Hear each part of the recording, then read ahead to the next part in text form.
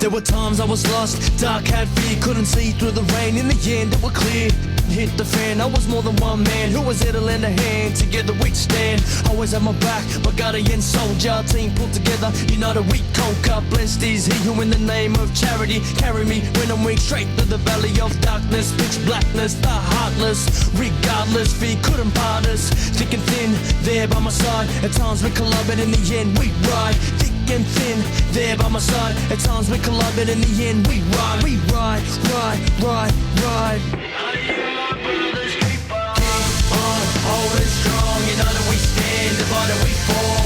Together we belong. I am my brother's keeper. Keep on holding strong. United we stand, divided we fall. Together we belong. I am my brother's keeper. I am my brother's keeper. I am my brother's keeper. Welcome back, Moto fans. We have got another great show lined up for you today for this episode of Between the Rounds. Before we get into it, today's show is brought to you by Wonthaggi Motorcycles and Power Equipment, Death Grip Products, Southeast Pools, Wolf Building Compliance, Works Racing, and the July sponsor of our motocross and supercross wall calendars, JT Plumbing and Drainage. All right, joining me again on the line to cover all the major storylines from the ProMX and beyond, Righto Moto, Steve Hall. Welcome back, Steve. Pete, thanks for having me again, man. I'm a regular. Hey? I think I'm officially a regular now on these podcasts. But that's cool, man. I like doing it. I could talk about Moto underwater, man. So I think you were a regular several shows ago. Yeah, no, that's all right by me, man. Yeah, it's good fun. So yeah, Canberra was good fun too. Hey, it definitely was good fun. It was very cold on Saturday, but Sunday it wasn't as bad as forecast. So I actually thought, Sunday morning and most of the day was actually pretty nice. So that was a bit of a pleasant surprise. Though it was good until 2:30, man. That's yeah. I have to say though, at 2:30. When we got there on Saturday, I felt like the vibe was pretty subdued for one of these ProMX rounds. Did you sort of feel the same? Like even the factory teams were still unloading stuff in the afternoon. Just, a lot of the factory bikes weren't out on display. There was still sort of stuff going on that's normally finished early in the morning. I don't know. Everything for me felt like very subdued. It was, man. Yeah, it was very. It had a very mid-season, mid-winter kind of vibe to it, and even there's little things too, like every truck that does have curtains had them down so the heat stayed in, because it was cold. And just also too, man, like I've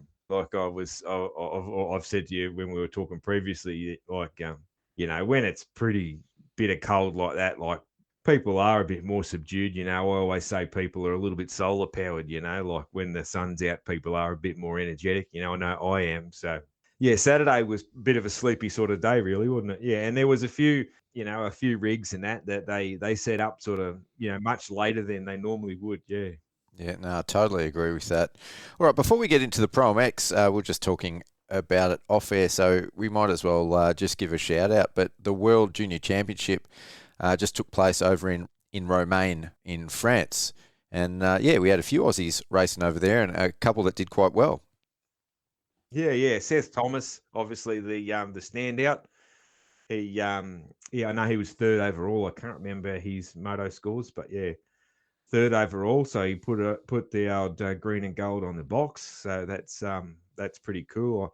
I know the 65s races were very much weather. There was weather problems and interrupted race and maybe a cancelled race, that sort of thing. I'm not 100% across it, which is disappointing for those kids and for the parents that travelled over there and all that. So, but I mean, sometimes you can't help things like that, I guess. But yeah, it's pretty cool, man. Yeah. Yeah, I think if I read it correctly, the first race may have been red flagged sort of towards the end, and then the second race was either started or didn't even start because of the weather. But there was that that footage of all the 65s trying to get up that hill. Have you seen that? It's just I haven't absolute seen the footage, but that's right. Yeah, that there was chaos. I think they literally was a spot where they couldn't get around the track Yep. because of the weather. So yeah, There's like 15 bikes just bogged trying to get up this hill, sliding off the sides. You know, people trying to help,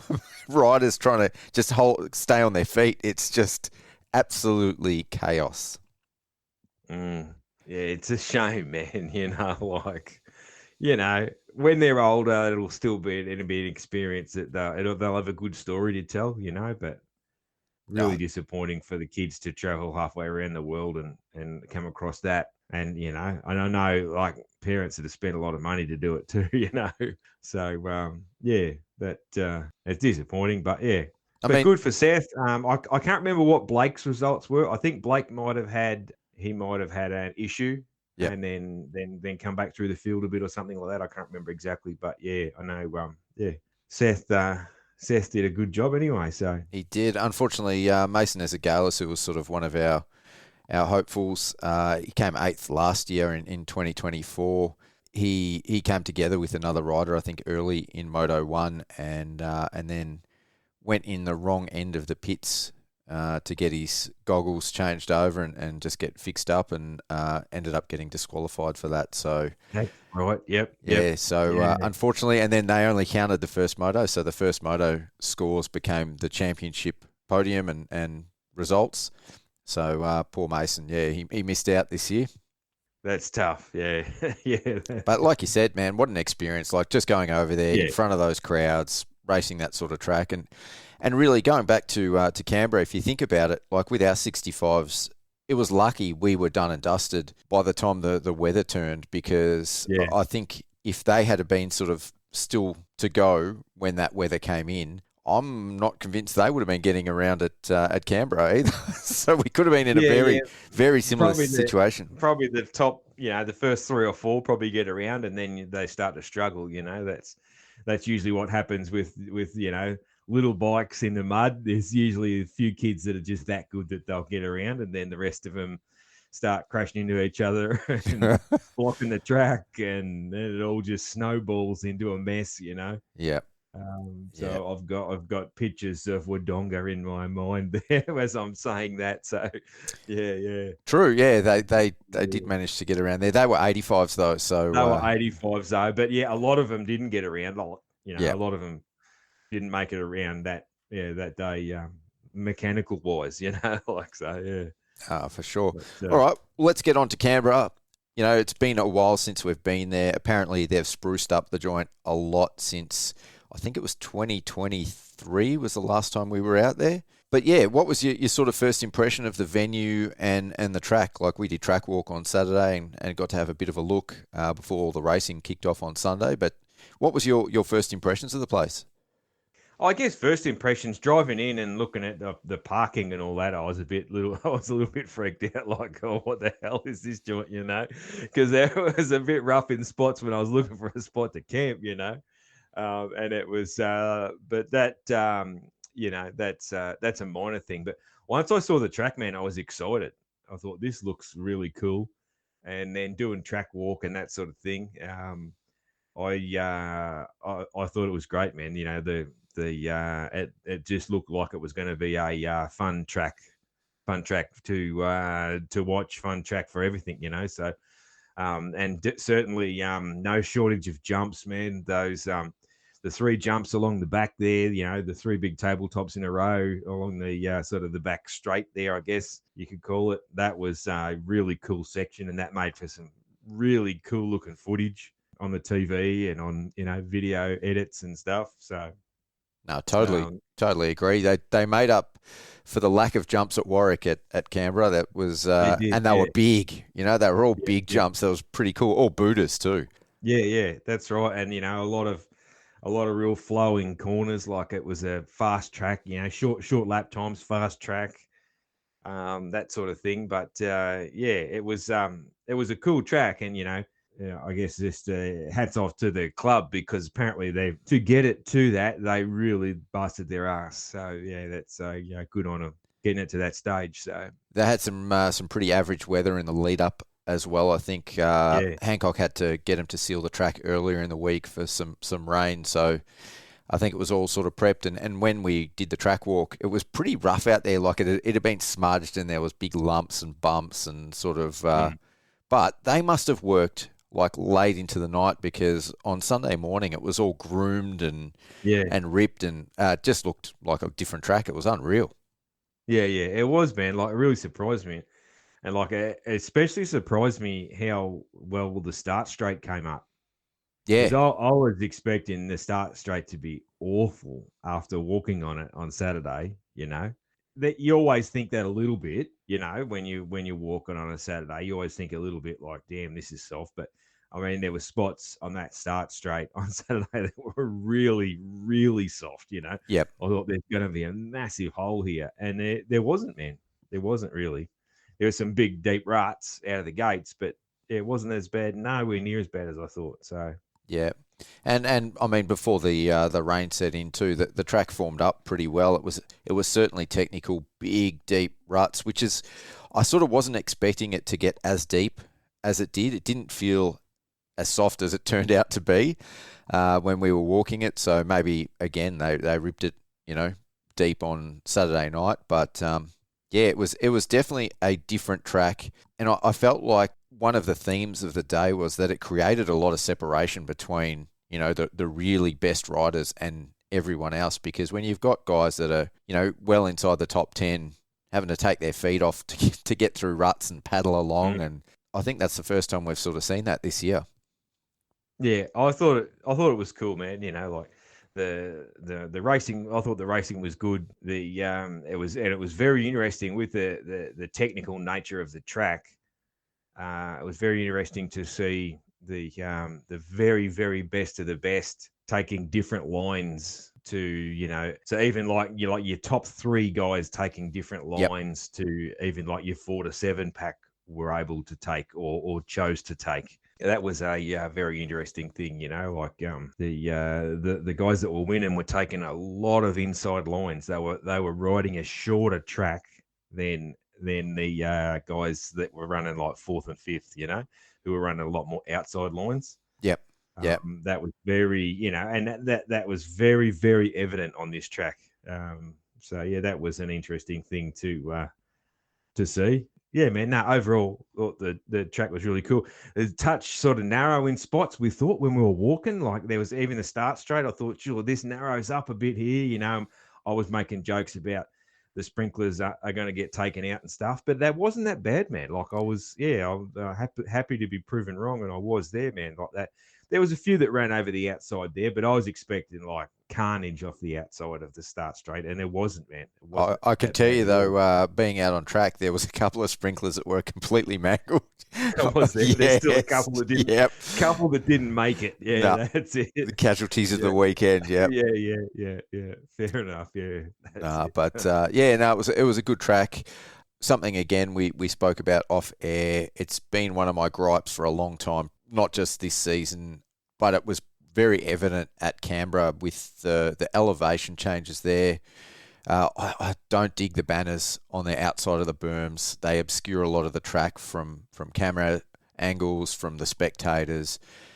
And as well, we spoke about it before, but those timber stakes, I'd love for the promoters to think about something different, just think of something outside the box. Those banners are on the insides of corners in America and Europe most of the time. So they're not getting run through, but, at Canberra, they were getting riders going through them. They were in tatters. They were laying across the track. They were laying in the mud. It's not a good look.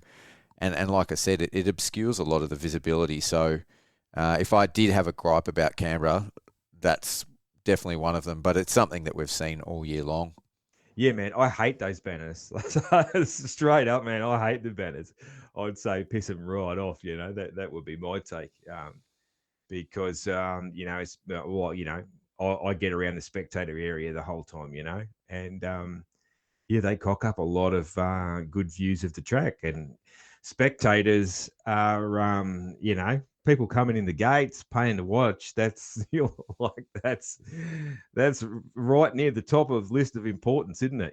So you Yeah. want the spectator experience to be great, and those banners, they cock it up, and then not to mention the that they're held up by a bunch of wooden stakes, man. That I wouldn't want to be tangling with No. on a dirt bike, that's for sure. And that's a whole that's sort of, I guess, another part of that argument of why I don't like them, and probably the more important one, with especially on the outsides, like you say. Yeah, inside's not so much, but yeah, the around the outside of fast corners being lined with wooden stakes. Yeah, and I know they tilt them outwards, which is the argument, but Yeah. After riders have gone through them, and because they're connected to the banners, and then they've pulled them into the back wheel, it pulls the stakes in, so they're pointing in, they get broken. I just don't want to wait until someone gets impaled on one of these things to go, oh yeah, they're a problem, because I think I don't know what the solution is, but there has to be something better. 1-inch timber stakes and a motocross track, I think, don't go well together. So anyway. Yeah, I think there's lots of ways to improve it, man. There's lots of other ways you can have signage, and lots of other ways to improve it, ways, I've seen it at different tracks and different things where, you can have things like that, but they're way off the track. Yep. So every photo, they're going to be in the backdrop and that sort of thing, but they're not literally right around the outside of fast corner of the track, Yep. Or right between a prime spectator spot and the rider that they want to watch, like things like that. So yeah. And like I said, obviously I'm a little bit jaded from that perspective, but for photographers, it makes it a lot harder, both from a getting content point of view, but even from a safety perspective as well, because a lot of the time, we're moving around the infield and the riders can't see you because you're on the opposite side of a banner. But like if you're thinking about viewership, the amount of content that comes out from the on-track photographers and videographers, like, we were just talking about it before we started recording, because we'd been watching some of the CDR Yamaha clips, but they've all got their own video guys. Honda's got their own video guy out on track. All the factory teams do, and then there's a bunch of independent guys. I would say that the coverage from the on-track media probably gets significantly more exposure for the sport than even the TV viewership. Yeah. So, yeah, again, I think, and you'd be getting way, way better content if, all the good angles weren't getting obscured by the banners. But anyway, we'll move on. That's our race tech rant. Our little rant. That's our little rant for now, Pete. Yeah. Yeah. We're on the same page with that one. Yeah. I think we'd have a fair bit of support on that one too from from a lot of anybody else that's doing similar stuff. So for sure. That said, rants aside, I thought it was a really good track for racing. It was a really good event. I'd love to see the racing continue there in years to come. I thought it made a really good ProMX level, track event. Yeah. I think the pit set out could probably be a little bit better. I felt it was a little bit disjointed for fan traffic. But beyond that, I think it was unreal. Definitely a great weekend and produced some great racing. So we might as well get into that. What do you reckon? Yeah, man. Yeah, I'll just echo what you're saying. Like, I hope it's back next year. I was, there's a few little negatives, but that's overall very, very positive about it. So just tune up the pits setup a little bit for sure. There's that, and there's probably a couple other little things, but I thought it was great. And what was great though, Pete, was this is definitely the highlight of the season when it comes to phone reception. And I had 3 bars of 5G the whole weekend, Pete. So that was media guy's dream. That was fantastic. I was pumped. So that was awesome. They pretty much won me already when that happened.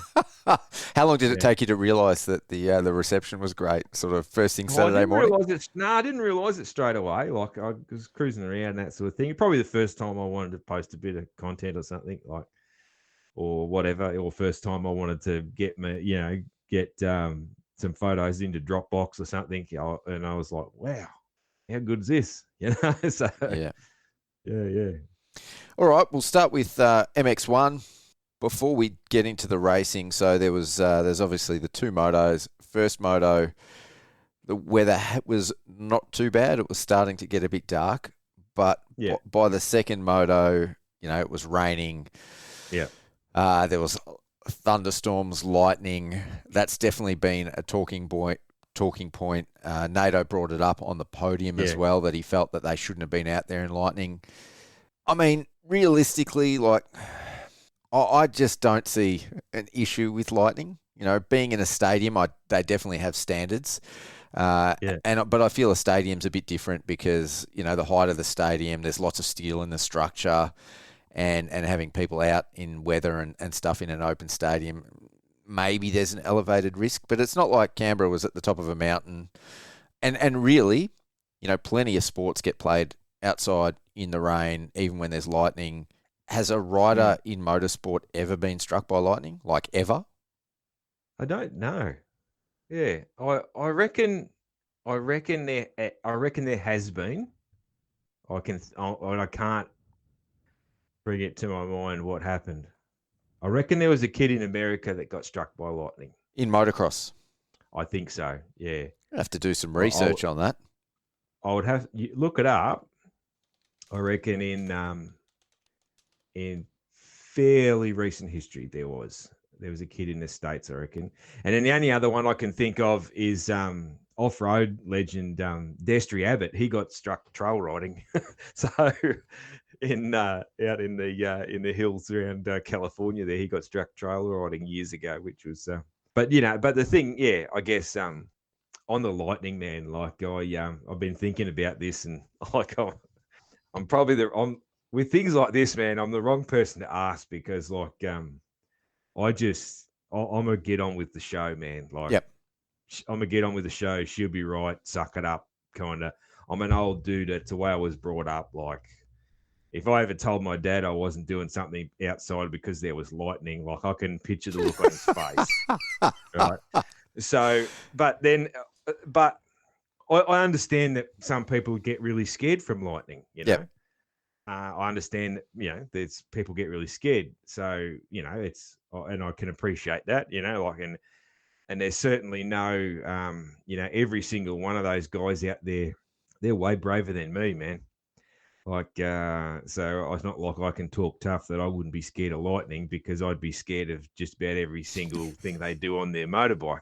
Yeah. So they're much tougher than me, but I don't know. I just don't care about things like that. I'm a very logical thinker, and the chances of getting struck is so unbelievably low. I don't know what the actual facts of that are, but it's got to be damn low, man. Yeah.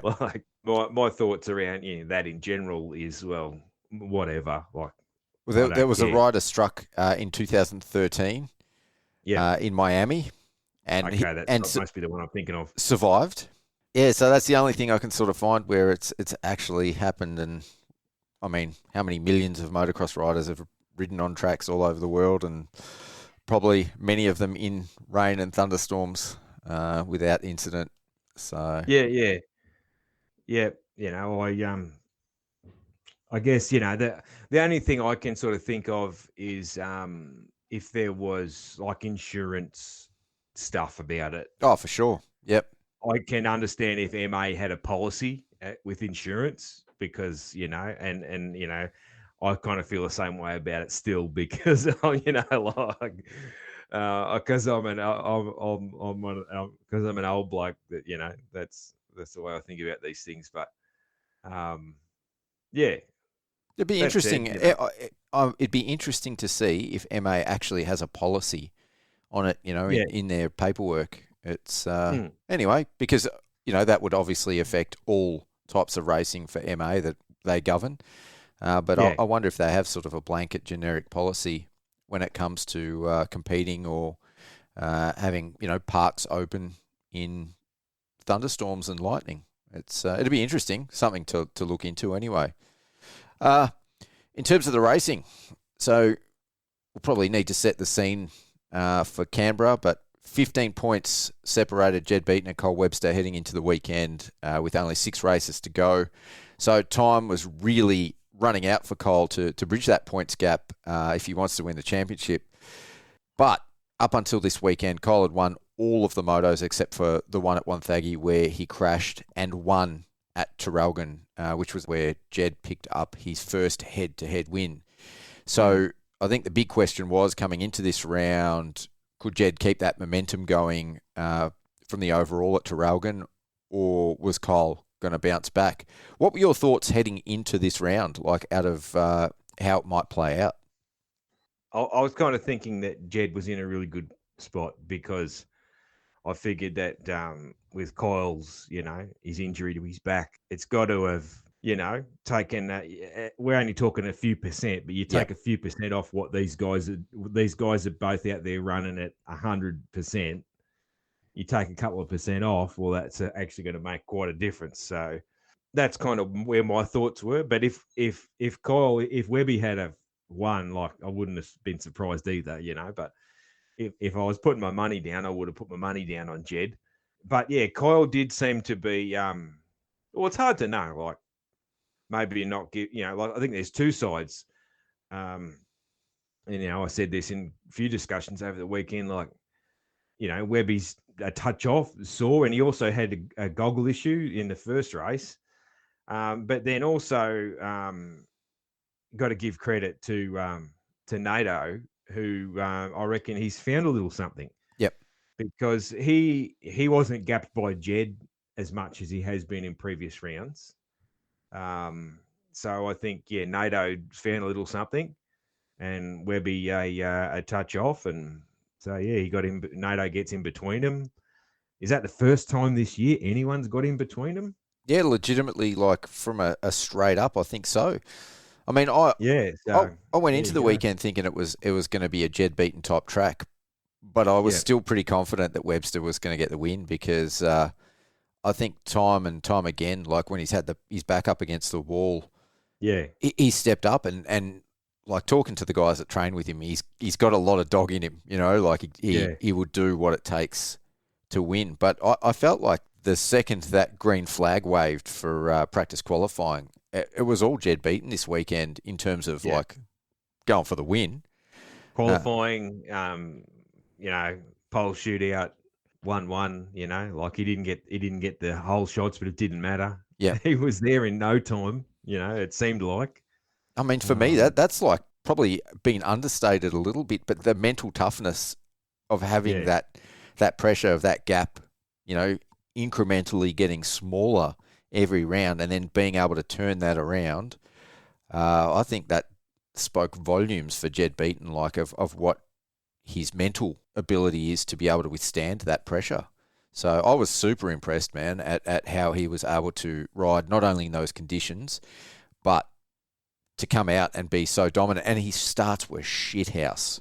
Like I got some video of him off the start and he just gets swallowed up. But within a few laps, he was out in front. Yeah. Do you think, Pete, that they're after sitting next to me on his flight home, definitely rubbed off? Warwick, do you think, do you think there might have been it might have had a slight effect? You never know. He went, I need something positive to talk about if this guy sits next to me on the flight on the way home from Canberra. He was just, it was really impressive, man. Yeah. He was fast, but he just looked in control. He didn't really have. There wasn't. I'm sure if you watch the replay again and again, there'd be a few moments. I'm sure there were some moments, but just watching it in general, he just looked really in control. Where there's been previous races where him and Webby have been going at it, and damn, he's had some moments. Whereas this didn't look like that. This just looked like he had the dog in him. Yep. That's what he looked. That's what Jed looked like. So yeah. And I felt like the more technical it got, the like he just didn't waver. Like he just where I saw Webby multiple times in corners. You know, his feet came off and Yeah. he had some moments. And Jed was just riding around, especially when it started raining and it got, Yeah. you know, really crap. It was mega deep. It was slippery. He just didn't waver. So, yeah, that was like, again, you know, I'll say it again, it was super impressive. And for the other side of that coin, like Webster, yes, he had a goggle issue. I think he had a bike issue in Moto 1 as well. And then in Moto 2, he come together with Cloudy, I think it was, a couple of times. Yeah. Just, it was like the wheels fell off. Yeah. So, you know, it's 29 points now, man. Yep.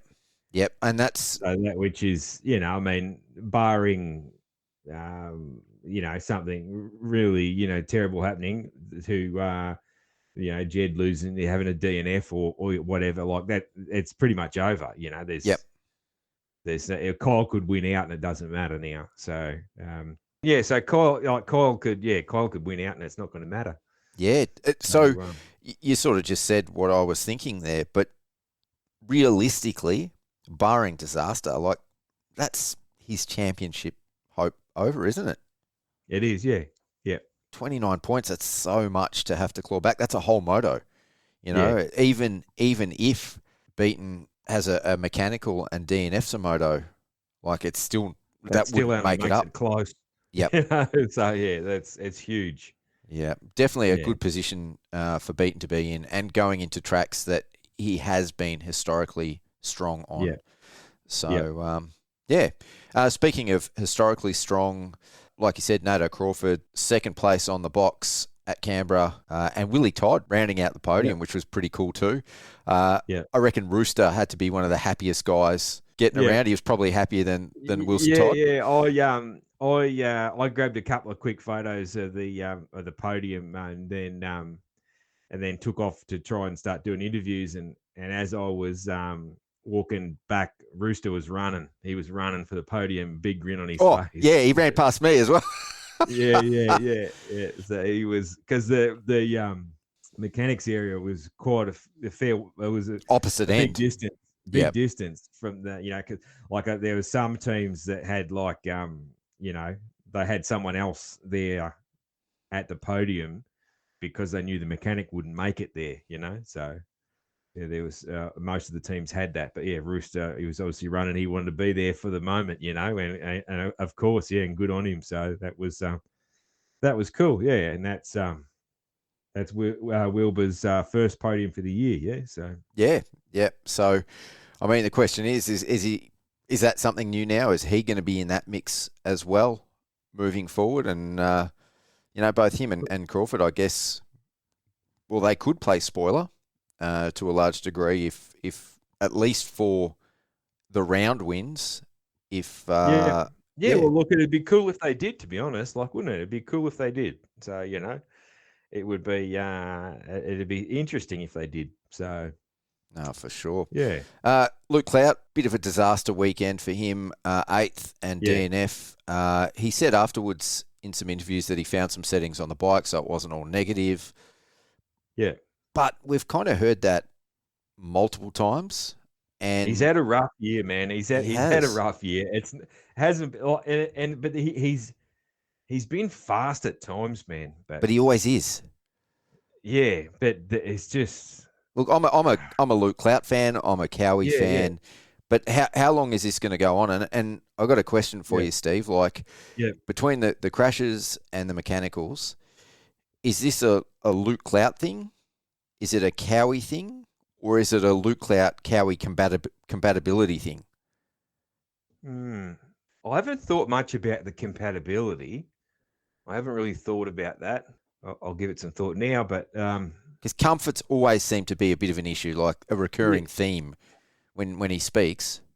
Yeah, you know, man, I reckon, here's my take, and it's not based on anything other than just me watching him, I guess, and hearing some things that he said, but I don't think we've quite got the same Cloudy since that bad leg fracture. I don't think we've quite got the same bloke back after that.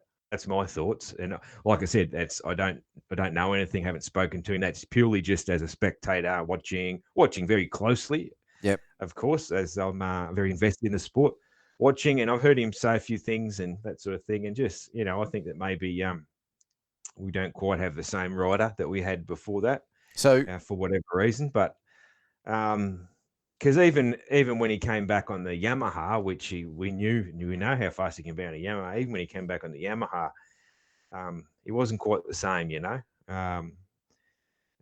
so yeah, you think I it's don't a know. But then confidence also, thing? you think Cowie, like it's a long time since Cowie's had success in Australia, but Cowie has success elsewhere around the world. So Yeah. I don't know. It's an interesting thing. He's another one that wouldn't that be cool if he was, wouldn't that be cool if he was playing spoiler? I'd love to see him up there. And like I said, I'm a Cowie fan. I love the Empire team. I think they're all cool and they put a lot of work in. And, I'd love to see Luke Clout in the mix. I love watching him in Supercross when he gets in there. So given that he can get in the mix in Supercross on the Cowie, is it a confidence thing? Like you said, since his accident. I reckon maybe it is. I reckon maybe it is, Yep. Maybe it is. We did see in Supercross, like once he started battling like with Dean Wilson, and it started to become a repeat thing. Yeah. It's like he found the confidence, but he hasn't done that in Moto. That was a wicked, like when he did his leg, man, it was nasty. That was nasty. That's one of the nastiest like I've ever seen. Like when you crash on the flat and you like ragdoll and skid all the way up an up ramp. That's a fast, nasty crash, man, and smashing your leg in the process and all that. Like that was a bad crash and a very bad break. And I can remember even the year after that when he came back, he was struggling with that injury that whole year still. Yep. Afterwards, like it took a couple of years out of his career pretty much, and even that, like before that, we had like only half a season before that anyway, because of COVID. So there's a lot of things that just kind of cocked up his career trajectory, really, isn't it? When you think about it, like him at his height, cops COVID when he was the best rider when COVID hit. Yes. He was the best rider in Australia when COVID hit. Like no doubt, he was the man. COVID hits, comes back, wins a short season, smashes his leg to pieces. Like then he broke his arm.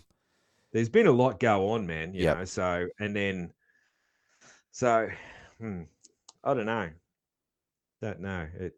I'm always a big believer that there's a lot of mental in the sport. Oh, massive. I always look. Yep. Whenever there's a rider who we know how good they are, and they aren't that good right now, my first thought is always their mental space. That's just the way I think. Before the bike, before anything else, physical or whatever, I always think about where's their head at. Yep. Because I think that's something, a part of the sport that I'm super interested in.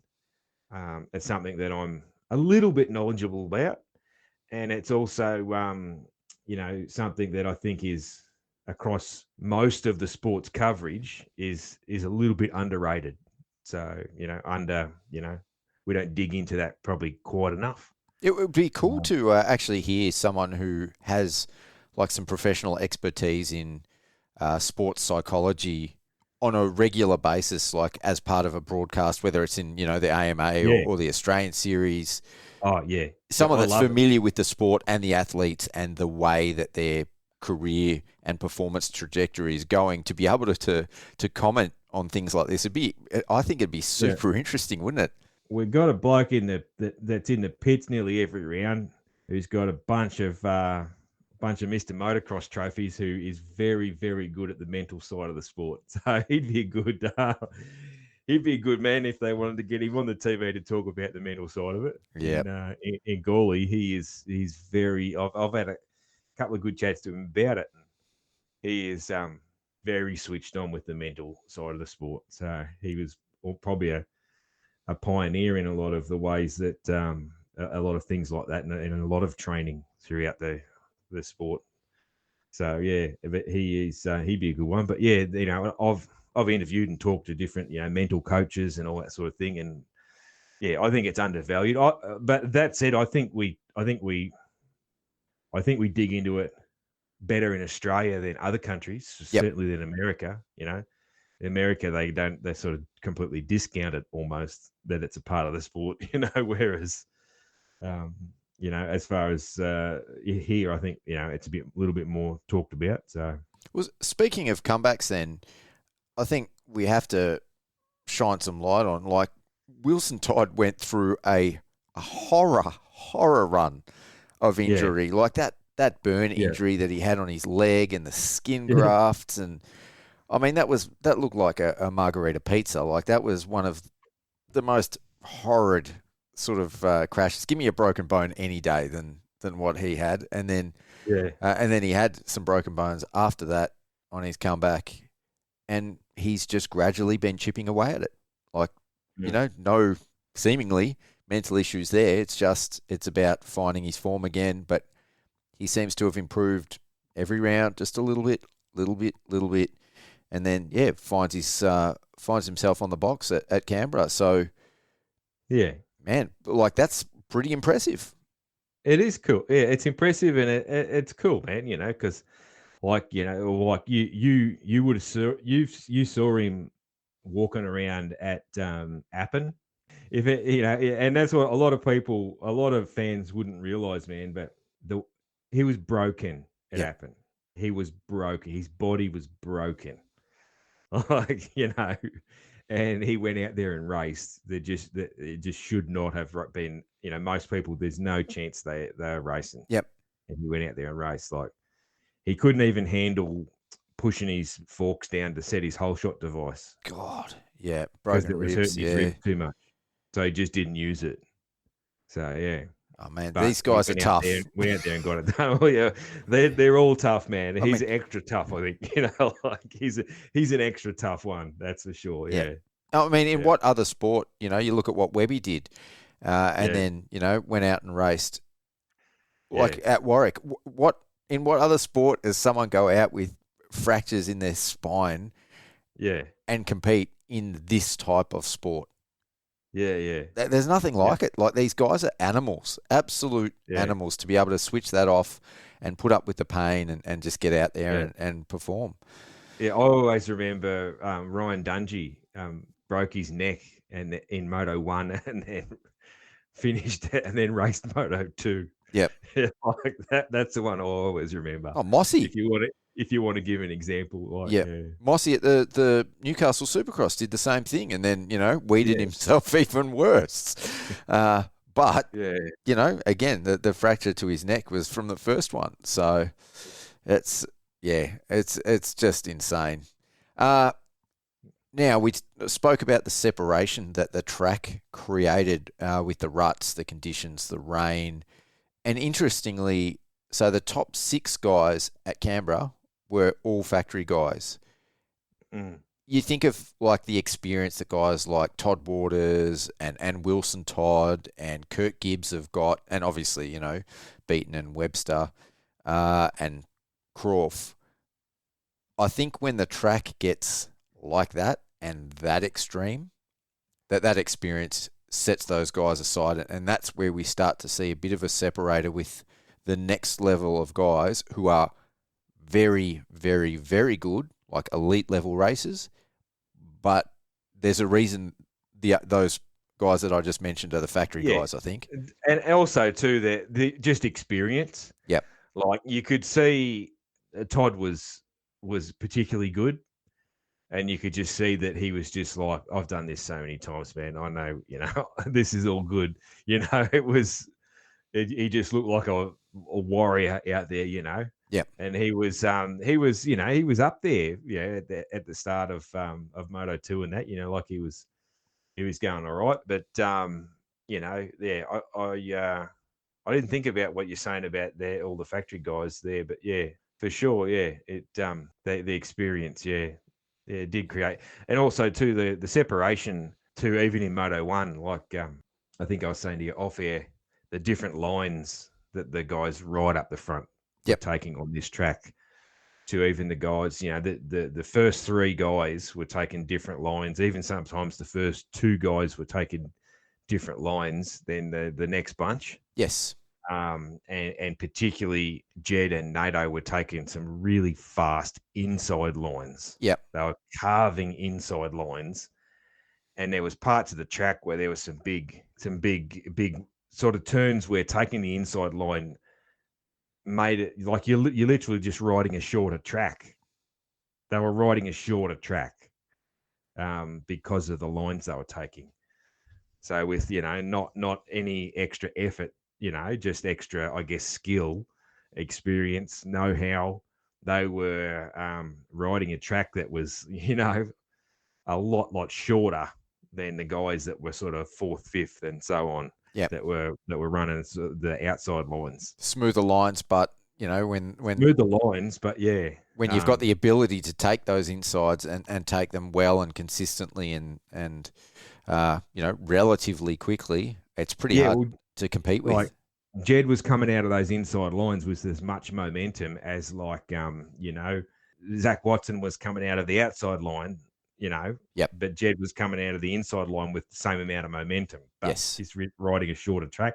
That's kind of that separation that you're talking about, So, well, speaking of Zach Watson, 7th on the day with 7.6 moto scores, ended up being the top privateer again. So, unreal for Zach. I think if a factory seat opens up, he is going to be the guy. Now, it's something we've spoken about all season. I can't think of the top of my head a seat that is going to open up next year. Is there the chance that the teams basically move on or move aside one of their current factory guys and makes a spot for him? I think that I can see it happening, yeah. So who would it be? Empire? I've heard murmurings that they're going to be running 2 bikes in the 450 class next year. If they're going to run 2 450s, yeah. Like, I couldn't really see Cloudy moving again so soon. But then I don't know how the relationship, I don't know any of that stuff. So, yep. There's that. And then I guess Gibbsy going around? There could be a spot there. Because I've heard Gibbsy's last year, but then he's not sure. And so I don't know. I wouldn't want to see him retire. Yes, he's 36, but he's still mixing it up with the best guys in the country. Yeah, no, he certainly doesn't need to. But yeah, I've heard that. You hear bits and pieces, but then I've heard both, so I don't know. I suppose you wonder like how Regan Duffy's going. Yeah. Race line possibility. I would assume he's back, but you don't know.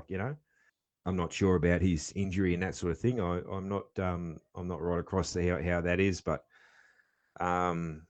Toddy's going back around. I'm pretty sure. Yeah, I've heard that too. Who else? Well, there's the on again, off again rumor about Wilbur going back to 250. Yep. There's the 450 spot. So, and I hope he doesn't do that. And that's purely because I want to see awesome racing in MX2 and I don't want him to dominate it again. Yep. That's pretty much why I don't want him to do it. But also I think he can. I think he can mix it up. He's good enough to mix it up with these guys. I think he can. I think he can get there. I think he can do it. I think he can. But and let's face it, the progression of the sport is that you win MX2 and you step up to MX1, and not every MX2 champion ends up becoming an MX1 champion. Like, that's the progression of the sport. But it's like going from C grade to B grade to A grade. You have to step up at some point. You can't just keep winning B grade championships. That's right. And it's the percentage of MX2 that win MX1. Like, I don't have the stats, but I'm tipping that it's a low amount of MX2 champions that actually become an MX1 champion. It would be low. Like, I have ran them stats for US Supercross before. Yep. And it's unbelievably low. So that might not correlate to, Aussie outdoors, but I reckon it might. I reckon he'd probably find that'd be an interesting thing to look up. But I think him and when you look at who can challenge the top two guys, we're thinking about Nato and Wilson, aren't we? Really? And Cloudy when he's on. And Cloudy if he gets it all together, for sure. Yeah. Yeah. Like Cloudy, if he rocks up to Toowoomba and goes out there and wins, you're not that surprised, are you? No, definitely not. No, I'm not that surprised. If he goes out there and waxes him in Moto 1, it's like, wow. Yeah, I just think it's cool. Like, I'm not actually that surprised. Yeah, I think nobody that knows anything about the sport or even, I'm talking even like a semi-casual fan that knows a little bit, knows that he knows how to ride a motorcycle. He's an ex-MX1 champion. Yeah. That's right. Yeah. So, yeah, but I guess, he's I sort of look at him as like, he's almost kind of one of the old guard now, I guess, He's in that middle. Yep, he's definitely in the middle. Yeah.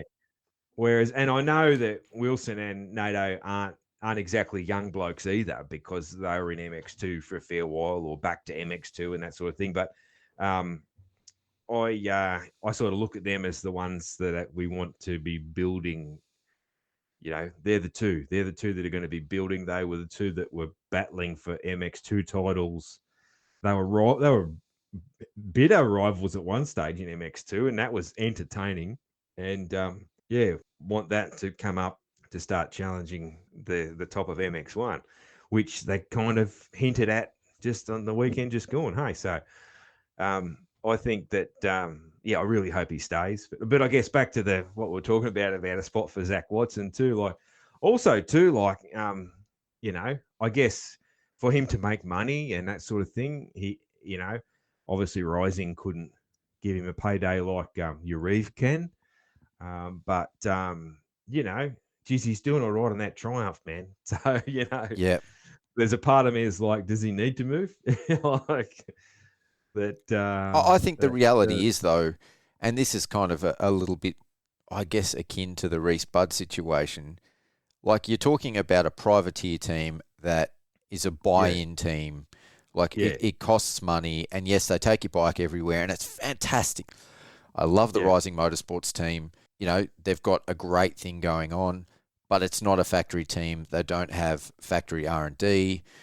They don't have the engine R&D to put into their bikes, the parts, certainly no salary, I can't imagine, for Zach Watson. And even talking to Mel, like from Rising Motorsports, she said they would be absolutely stoked. Like, their goal is to get their riders to transition from Rising to a factory team. So, I mean, that infers that what a factory team offers is going to be significantly more than what Rising Motorsports, albeit how they are amazing, can offer the rider. Yeah, of course, yeah. That is true, yeah. And in the end, a rider in this sport, you got to get your money while you can too. Yep. So you got to get your money. It's a short career, man. It's a career that can have chunks of time missing out of it any day when you hit the ground. Big picture, like, say he goes to an Empire or a CDR or a Honda, then those teams also have connections overseas. That's right, yep. So there's those pathways. So you do well at one of those teams and the door opens. That's an opportunity you don't have for a privateer team. A privateer team and typically Zach's doesn't. Young too. Yeah. Zach is quite young. He's 21, I think. He went up to MX1 really young. Yep. So, he's, and I hope he is, a guy that might have his sight sets on getting overseas, So Well, he did say to me he is keen on getting back to the US and having another crack over there. So, that would be cool to see. Privateers, finishing just behind Zach was Bryce Ognenis. So he has continued from his 10th at Traralgon with an 8th place at Canberra. So, he's just improved his PB 2 rounds in a row. Apparently was tested after the event, so I'm heard. Yeah. It's good when you're attracting that sort of attention, I think. Yeah, man. Yeah. Well, yeah. I was waiting to interview him while they had him. So yeah. Yeah. Definitely, I can't imagine, man. I've never done anything or achieved sort of a result that would require me to be tested like that, but that would have to be bloody awkward. Well, yeah, man. Like, I don't know if you want me to say what my thoughts are on the. Please do, man. Please do. You want me to say, man? Like, I can be fairly unfiltered, but man, those guys that do that testing, they are the weirdest people that you could ever imagine. Like, you can't describe how weird the whole thing is, man. It's a strange career path to pursue, isn't it? The guys themselves, the way they hover and follow the rider around and all that, it's like, it's weird. It's kind of creepy and just, it's extremely strange, man. It's extremely strange. It's you got to see it to believe it. I think, like, how just odd it is, man. Yeah, and it's a unique thing. It's a unique thing in especially in sport. Like, you think of, any other sort of typical vocation. The postman comes into work one day and someone's got to come in and watch you pee into a bottle or into a cup. It's like, that would be kind of actually not kind of, that would be like really weird. Yeah. It's like, but for some reason, with athletes, it's part of the well, for obvious reasons with athletes, it's part of the deal, but it's still no less weird. Yeah. And, also there's part of me too that's like, is it overkill? Is it overkill really in motocross to be doing that? Like, to be doing it at all? Is it a bit of overkill, or am I wrong there? What do you think? Like, I get it at the Olympics. I get it with like cycling and things that are pure physicality. I get it, because using something you shouldn't would make a massive difference. But like, it's using something's not going to automatically make you good at riding a dirt bike, man. Is it? Like, well, I don't know. I think yeah. I probably disagree with that. I think things like Adderall, I've read a little bit about that. The way that it improves your focus. I think there is advantages.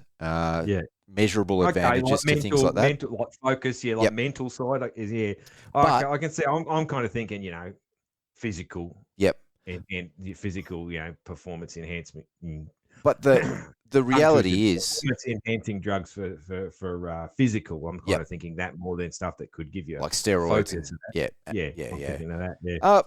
Only for recovery. I think the main advantage in moto for that sort of stuff is to speed up recovery. But look, ultimately, the reality is, like a lot of the sports where this stuff really is an important thing as well, is when, you're talking about athletes that are getting paid millions of dollars. And if, for instance, Bryce Ignenis was getting millions of dollars, he's potentially winning that and someone else is missing out. Yeah. Whereas, the reality is, for his 8th place in a ProMX Championship, yes, it's the pinnacle of our sport in Australia, and we both obviously love it. That's why we're, talking about it right now. Yeah. But Bryce is probably going to win $150 for an 8th place in an MX1. Right. Yep, overall. Yeah. So, yes, is it overkill? I think so. I think at our level of sport, it probably is. Maybe you could justify it for the top 3 dudes. Or like, I could see it. I could see it where you had them at the last round, and they grabbed the top, riders of the series or something like that. I don't know. Maybe not the last round, because that maybe, just one round, second last round, let's say. They grabbed the top guys in the championship, the top 3 of, MX1 and MX2, and do that. But otherwise, like, mid-season, a top 10 privateer mid-season, like, really? Come on. Yeah. Yeah. Moving on, Cody O'Lone again. Another awesome result for him. It's all coming together. So 9th overall for Cody with 12.9. Jack Simpson, is that his first overall top It 10. is his first top 10, man. Yeah. I interviewed Jack after the race, and him and the winner team. They were pumped. They I were can pumped. imagine. I actually had the pleasure of telling him that was a top 10. So Yep. because I actually broke the news to him that it was top 10, which was cool, and they were pumped, man. Yeah, it was. That's the first one for the team, and the first one for him, and that was a bit of a goal for him. So yeah, Yeah, very and cool. and obviously he's off for Hatta this weekend. So Yeah. last time I went to Hatta was in 23, and he finished second to Yeah. Mason Semmons. So yeah, He's very much an outright contender, one of the favourites to win it, and pretty cool. Like this, I don't know on a world scale, but this may well be the first big desert race for a Triumph. It possibly is, man. That's an interesting. I don't think there's too many off-road teams running Triumphs in the States. Yep. And when you think desert racing, there's not a lot of that. Most of the desert racing is in America or Australia. So yeah. I mean, you look at what Zach Watson is doing on the Triumph in Australia. Like, that's pioneering. We're the first major series, yeah, to be absolutely. running a Triumph, and mate, to be running they top even, 5 overall. I was talking to Ty about it. Ty's doing, the winner. All the winner team is going up to Hatta. Yep. And they didn't actually. There's actually no big tanks for the Triumphs yet, but they've got a manufacturer who is tweaking I think he said tweaking one of the gas models. A previous model of gas tank has been tweaked, and it's fitting the Triumph really nice. So, that's how sort of new this is for it. So, yeah. Wow. And luckily, you don't have to change too much for Hatta. You have your big seat, your steg pegs, and your big tank, and there's not a huge amount of setup from a motocross bike. Obviously, suspension wise, there is in gearing, but yeah, it's mostly big tank, steg pegs, big seat. Yep. Steering damper. Oh, steering damper, of course. Yeah, and that sort of thing. So yeah, it. So they're not doing it the old Bushman's way and heating up the tank and filling it with compressed air to make it expand a bit. No, that wouldn't gain you much on these little tanks that we've got nowadays. Hey. Yeah. All right. Last rider I wanted to shout out in the MX1 class, 12th overall. I think it's a PB for him as well. Was Connor Rosendich, 11:14. So, again, the last couple of rounds, he did really well at Warwick, looked really strong. And even though the conditions and I guess it wasn't as flashy at Canberra, that's a really strong finish for him. So he's another one of these riders, privateer guys, that seems to be on the upward trajectory. Yeah. Yeah, it's good to see, isn't it, man? We want more of it. Get these privateer guys up there. All right, looking ahead to Toowoomba in MX1, last year Beaton and Webster tied with a Moto win apiece. Crawford, who is obviously a Queensland boy, was pretty strong at Toowoomba. I think he went 3-3 last year. Is Beaton going to continue now on this form? Could Crawford take his first Moto win this year? Is Wilson Todd going to step up and take a step up or 2 steps on the podium extra? Like, what are we going to see, you reckon, when we get to Toowoomba? It's a clay track. It's got a lot of elevation. It's a very, very cool track. It's probably one of my favourite tracks on the Australian circuit this year.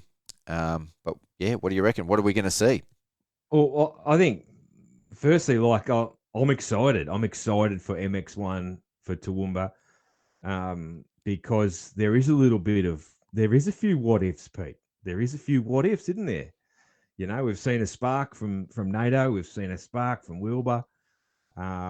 We know how much of a dog that Webby is. That he's going to be an angry dog. Yeah. He's going to be growling for sure. Jed grew some horns over the weekend. And speaking of that, have you seen Craig's interview that was on the broadcast? That was a good part of the broadcast when you get a chance to watch it back. Craig Dack? Yeah. He's No, just talking about he talks a bit about Jed's change of mindset coming into the round. So No, I'll have to check that and, out. and about Jed. No, I guess the short way to frame the theme of it is no more Mr. Nice Guy. Yep. Well, pretty much, yeah, and it showed, didn't it? Well, So, I was going to say the opposite to that. So one of the talking points that's come up repeatedly to now is like, when is this friendship training partner dynamic between Beaton and Webster? What's going to impact that? When's it going to end? Is it going to be all about the racing and the result? With 29 points to claw back for Webster, is this where, like, we see Webster, we know he's got a dog in him. We know he gets angry. Is this going to be all right, I'm going to have to do this to win at all costs? Yep. Like, is this where the gloves come off?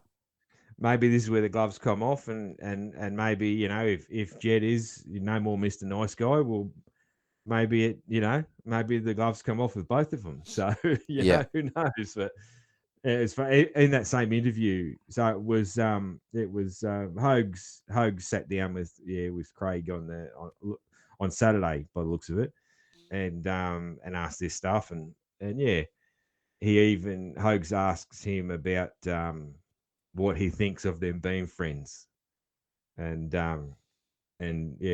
Craig says that he's got. I think it's funny. I can't remember how he words it, but he doesn't love when they're talking and joking around on the line. Like, he doesn't like that. Yep. So that's not like he's back in his day. No, there was no joking between Glenn Bell and Dacker on the line. No. And they were mates. They were mates when they were young, Yeah. And they're mates again now. But when they were rivals, man, there was none of that. Yeah. So that's interesting. Yeah, it's going to be cool to see, and like you said, it definitely creates some excitement, because I think when they were close in points, everyone was like, "Oh yeah, we're going to see it." But really, there's a risk element there, as well. That if you mess it up, that you're going to lose heaps of points. Now we're in a situation for Webster, like, he has nothing to lose. The championship for him is pretty much out the window unless something dramatic happens. And one of those dramatic things could be, that he does an aggressive pass and takes out the front wheel of Beaton, or Beaton goes down as a result, and all of a sudden it could be, championship gap closed and championship back on. But if something dramatic doesn't happen, he's not going to win a championship. And we know he wants to win a championship. Yeah. So, it's going to be, it's going to be damn exciting. I can't wait for Toowoomba, and it's going to be a lot warmer than Canberra, I think, too. So man, I'm looking forward to that. Yeah. Yeah. All right, we've got to keep moving. We've been into this thing for over an hour already. So MX2. I think the storyline of the MX2 class, barring, the top 3 or 4 guys at Canberra, was that a lot of the riders in this class struggled for consistency. And that probably had a lot to do with the conditions and the track. But you would think at MX2, like, most of these guys would normally have their shit in one sock and be pretty solid. But I guess created a lot of up and down results at Canberra. Podium was Connolly, Larwood and Fergo. Connolly grew his points gap over Kingsford, 50 points to 29, so increased it by 21 points. So I guess we're kind of in a similar situation, but even more so with Webby and Beaton here. But I don't think that Kingsford, has he still got a hope at the championship, barring again? Nah, not now. Catastrophe? No. I guess there's a mathematical chance, but like, it's anything can happen. We've seen this, but short of something, catastrophic, there's no. Yeah. No. All right. And also too, because Brody's that's solid, man. Like, Brody's the big dog out there.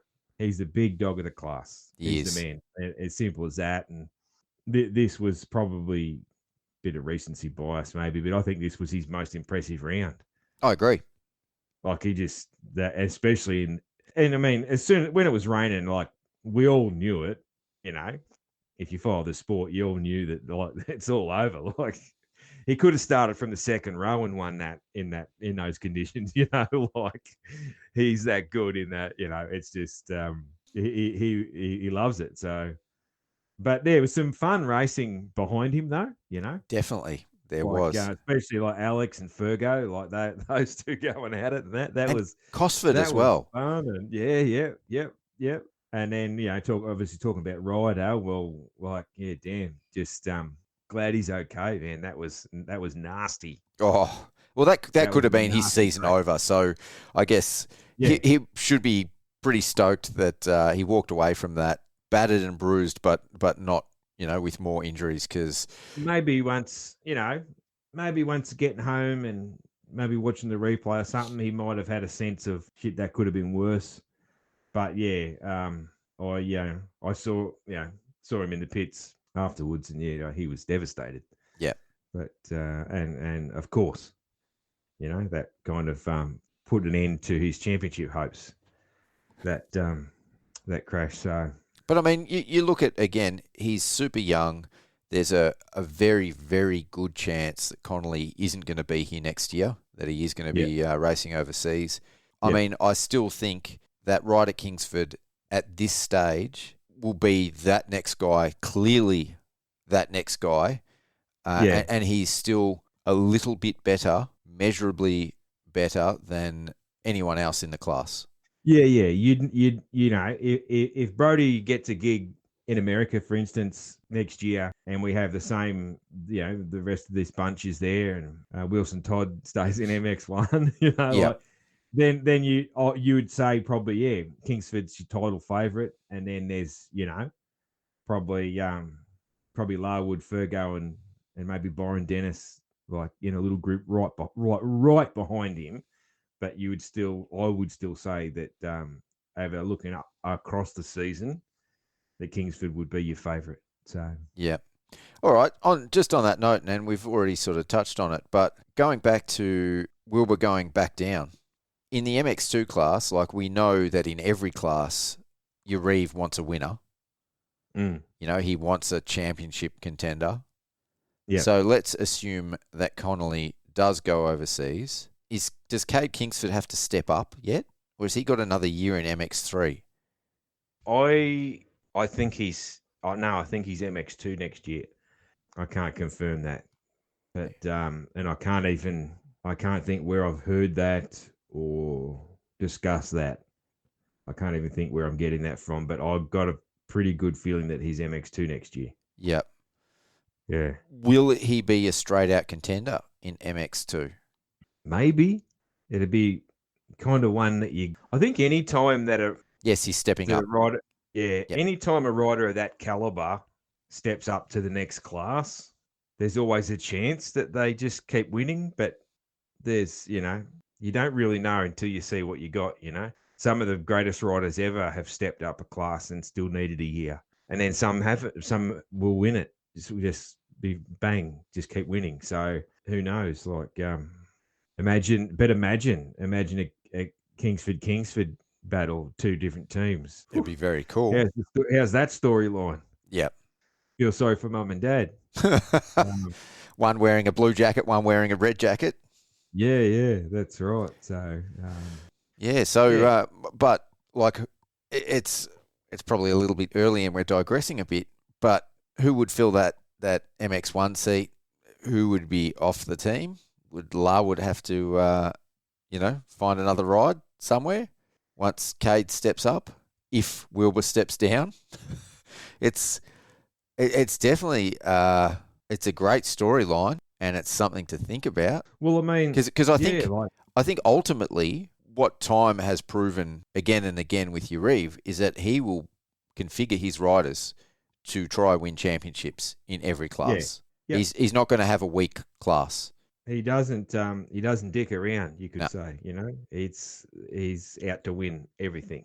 He's out to dominate. So, and that's of course he is. That's what he's there to do. Yeah. So same as Craig is, like that's what they do. But I think at Yamaha, I still think that they will look at and invest in developing a rider to maybe win a championship in the future, I feel like Uribe is much more aggressive in his tactic, that he is going after Yes. that championship every single year. Yeah. I would agree. Yep. When you think about that, Uribe has brought people in and out And more probably than Yamaha does. yep. Would And that, look at what would that be right? Or am I just thinking? no, I might be totally. just thinking of the last couple of years, but the last couple of years he has, he had Dean in and out, and Savachi. Fergo in and out, Jed in and out. Like there's been a few sort of come in and out that were a total contender and that sort of thing. Yeah, I don't know, but but on the other side, Yamaha's definitely, there's a real development progression there from right through, like from 65s to 85s to WBR to Yamalube to MX1. Like if someone's good enough, they could go from a blue bike all the way through. Yes. Yep.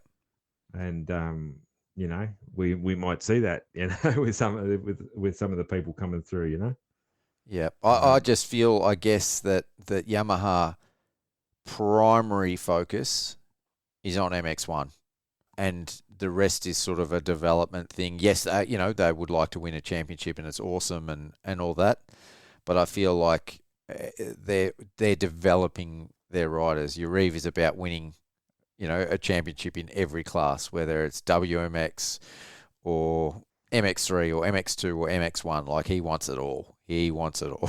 So that domination. Yep, and I think that is going to be the thing that informs their team next year.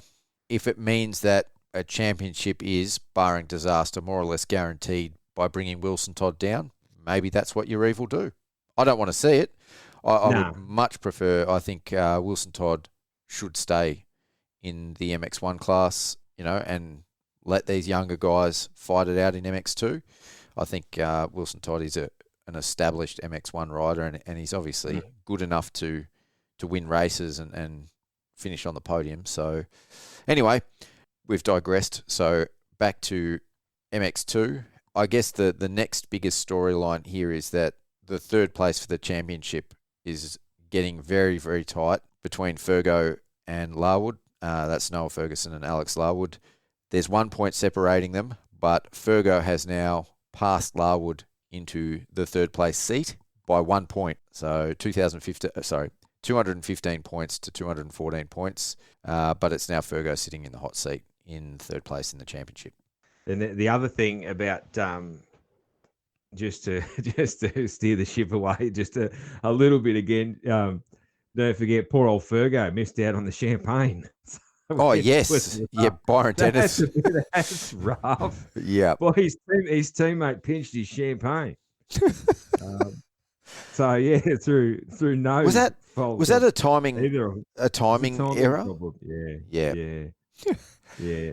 It was Fergo was third on track, but timing pushed him down to, whatever, dropped him down, transponder failed or whatever happened, and the results come through, bang, steer these guys to the podium. This is your top three, and Trent ran down there to do the interviews and all that, and everyone thought it was above board, and then obviously later on it was figured out, probably in the KTM truck, And, you would think that they would be onto that pretty much straight away, like that they're keeping track of where the riders are on track and the points situation. That's it's funny that it got that far to get to the champagne before they realised. It was obviously close, but Anyway, that's it's very awkward for Byron, and it's and it's disappointing for Fergo. Yeah. But anyway, so that is an interesting battle for third in the championship, though, man. Yeah. Yeah. So moving into those Queensland rounds, I would have to think that Fergo would have the upper hand. Larwood seems in a pretty good. He's in. I would say he's. Obviously he didn't win this round. He won the previous one, but he's kind of in the best form of the season. Like he's coming into his best form at the end of the season, Whereas Fergo's been solid all season, hadn't he? Like he's just been solid all season. I know he got a podium and he said cool thing that he said, like this is what to expect now, whatever. But it's not like he come from out of nowhere. Like Fergo's been very solid all season. Yep. But both deserving guys. So, and I like both of them. So it's going to be cool. Yep, very cool to see how that plays out. At Toowoomba, Connolly won there last year. I think he would be the betting favourite, hands down. And I think for the other, I guess, next three guys, maybe you could throw Cosford in there. Maybe you could throw Byron Dennis in there. Man, it's just a case of a bit of a lottery, I think. See where they end up. Yeah, it is. It's kind of, I guess that it's a cool class. Once you look past Brody out front, it's been a lot of good racing. Yeah. Right behind that.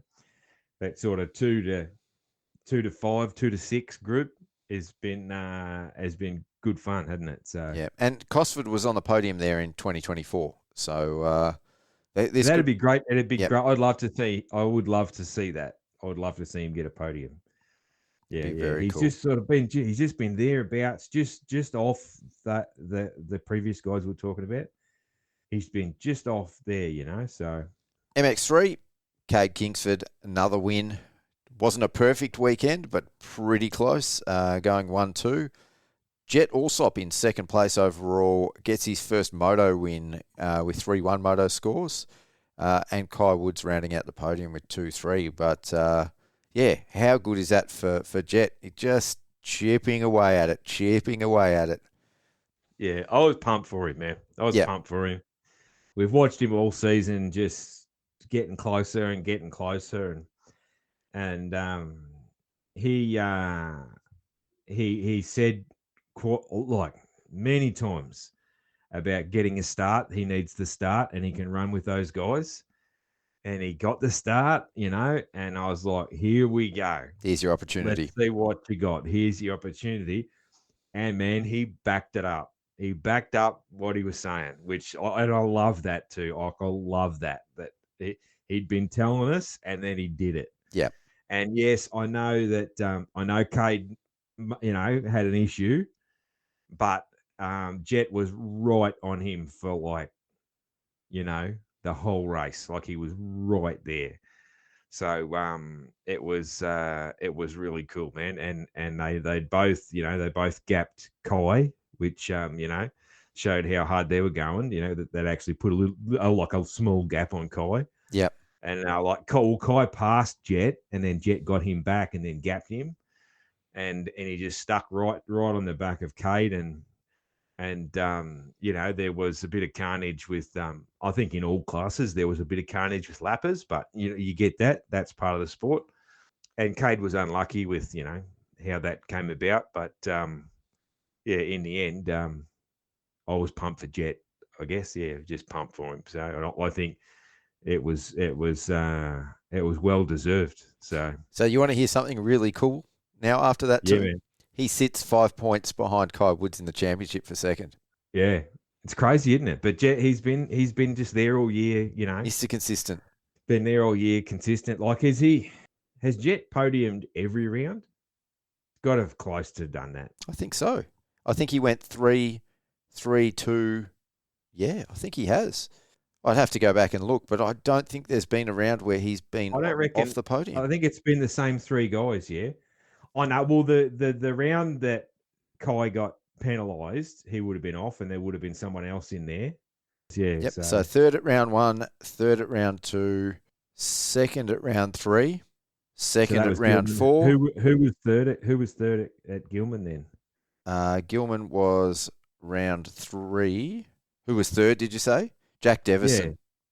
Oh, Jack Devison. So that's the only other person to get a podium for the year then, yeah. So Cade Kingsford and Jet are the only 2 that have been on the podium at every round. That's very cool. It is cool, man. Yeah. Yep. Yeah. Speaking really of Jack good. Devison, finished 4th, so another great finish for him.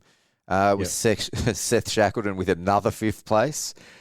they're also tied on points in the championship in 4th and 5th place, those two. So, again, another great storyline, like battles within battles, I guess. So that's pretty cool. Jack Devison, obviously, a New South Wales boy, doing well at Canberra, but I think he does well on the clay tracks. So that's going to bode well for him going to Toowoomba and then QMP. Seth Shackleton, West Australian, cliche, but I think Seth has been really, really strong on the sort of sandy loamy type tracks.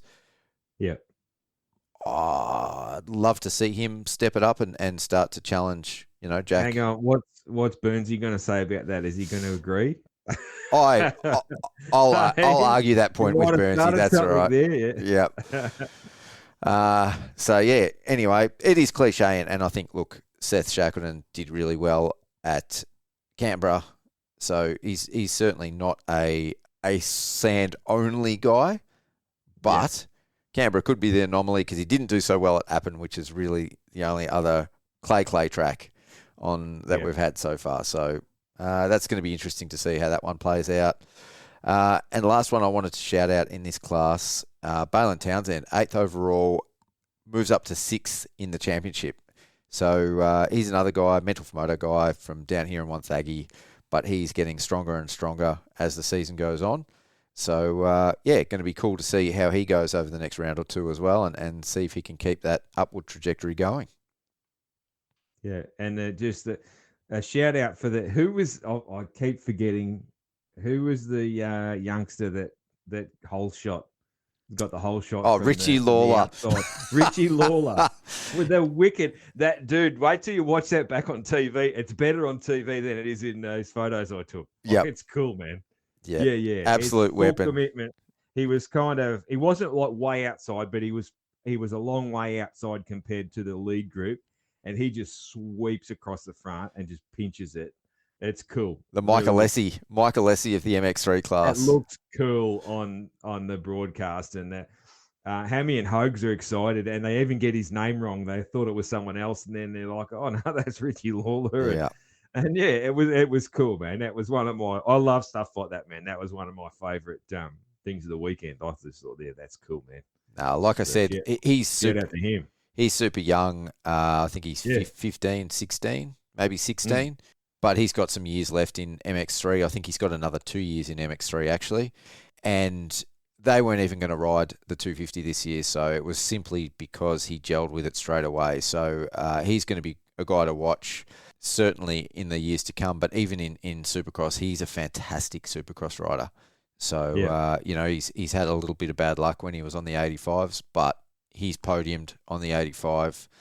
He's been up there battling with Jack Nunn and Seth Thomas. So, it's going to be cool. I hope they do Supercross this year in SX3 because I think he's going to open a few eyes and certainly draw some attention as well in Supercross.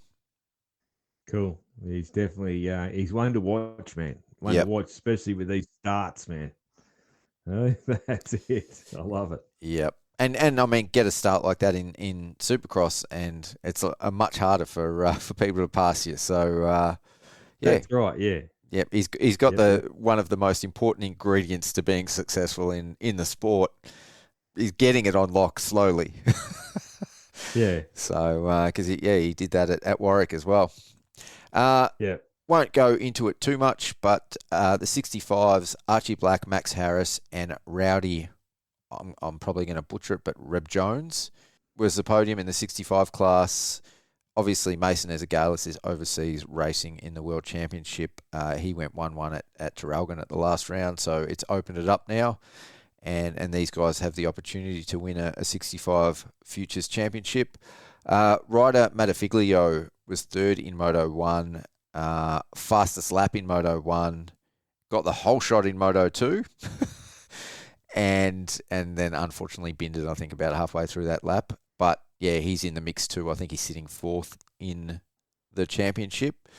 But another cool thing in the 65 Futures class, I think there was 3 girls on the line as well. There was Stella Harding, Lily Lewis, and I think one other. So that's very, very cool to see girls mixing it up. And Stella Harding went 8-8. So, Yeah. there's 7th overall. some absolute weapons in in the 65 class. That's cool, man. I love Yep. it. Yeah. And I think, Go the girls, man. I reckon it's cool. local boy, I'd have to look, but I think Lucas Poole, he's up to second in the championship as well. So didn't have a great weekend at Canberra, but, he's still, he was on the podium at Traralgon and was strong enough at Canberra. So, he's up to second in the championship. So he's a Victorian boy. So that's very cool. All righty, mate. Well, I think that's sort of getting us near the end. Was there anything else that you wanted to talk about? I think the only other thing was just a shout out Matty Healy being called up to ride the 6 days. So Taylor Jones apparently injured. I don't know anything about her. I follow Taylor closely because I'm a big fan, and but I haven't. I'm not across her injury, so I'll have to look up and see what's going on there. But yeah, Maddie's got the call up to that 6 days team, which she will be with Jess Gardner and Danielle McDonald. Yep. Yeah, so Matty Healy to join Danielle McDonald and Jess Gardner. Yeah. Yep. Oh, that was a good team. I mean, Maddie's just come off her second women's Fink win. She's a multiple-time women's winner at Hatter. So, yeah, definitely got the ability to race a GNCC. Yeah. So that'll be interesting. For the 6 days, she will have to get her tyre changing down and all that sort of thing. But I'm sure she's done all that before. So yeah, it'll be cool. It's a very storied team, our women's ISDE team. So yep. They've won it many times. Haven't won it for a while though. The US girls have been taking the chocolates, but yeah, our girls won it 5 years in a row at one stage. So oh wow, that's awesome. Yeah, it is, man. So yeah, that's cool, and obviously well known to the motocross world is Maddie Healy. So good luck to her and the rest of the girls there.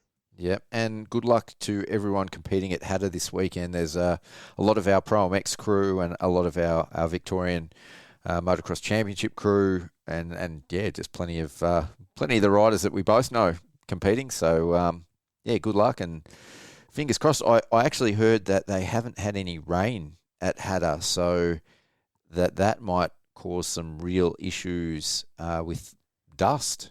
So that it was really, really dry. So that's something to watch, I think.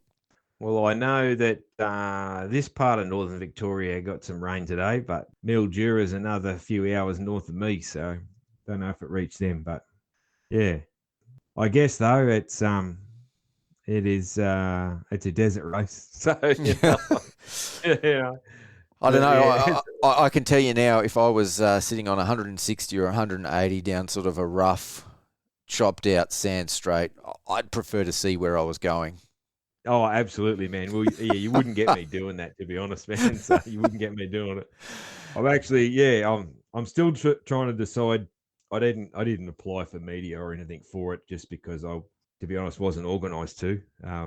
But I'm still sort of toying with the idea of whether I'll go up or not. But I've had 3 weekends away in a row, man, and I kind of wouldn't mind one at home. So I wouldn't mind riding my own dirt bike, to be honest, and staying home and that. So yeah, but I'll chances are I'll probably end up bloody going. And yeah, you can still do a fair bit of media without the pit access at Hatter.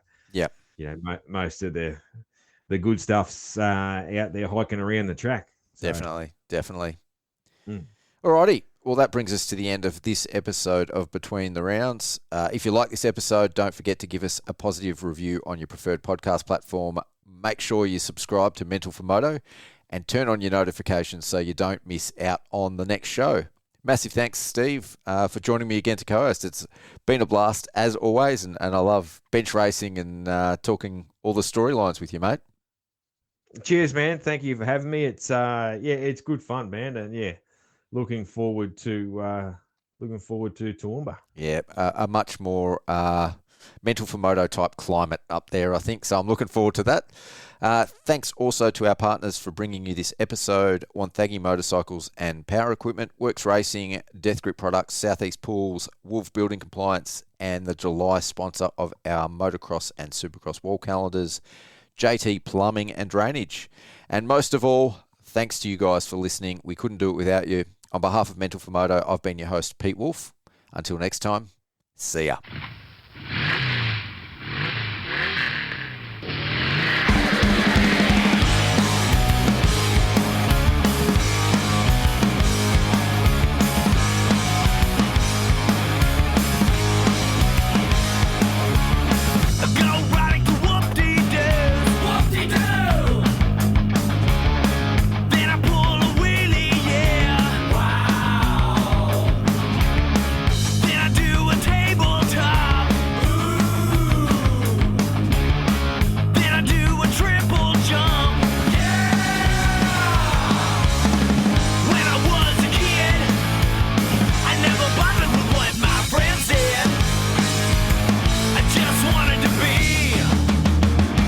Dirt bike rider.